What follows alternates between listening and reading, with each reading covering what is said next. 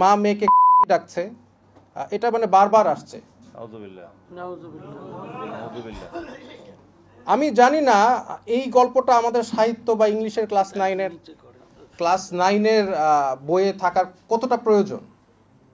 আপনারা এই যে ভাইয়া বলছিল যে আমাদের ইসলামিক আমরা আন্দোলন করেছি ইসলামের জন্য, এবং উনি বলছিল যাতে ইসলামিক ভ্যালুজ রাখে, আমাদের সংস্কৃতি যাতে ইসলাম এর যে মূল্যবোধটা সেটা আসে। আমাদের নবী করিম সাল্লাল্লাহু আলাইহি ওয়াসাল্লাম কি এই ধরনের ওয়ার্ড ব্যবহার করা কোনো গল্প বা এই শিক্ষার মধ্যে দিয়েছিল? কোরআনে কি এই ধরনের ওয়ার্ড আছে?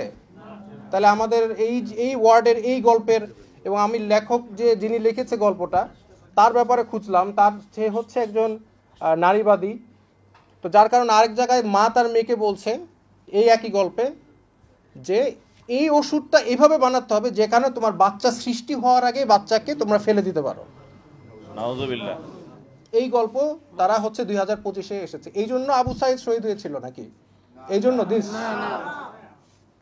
তাহলে ইন দ্যাট কেস আমাদের তো আমরা কি চেষ্টা করেছি প্রত্যেকটা কমিটির মধ্যে একজন আলেম রাখার জন্য?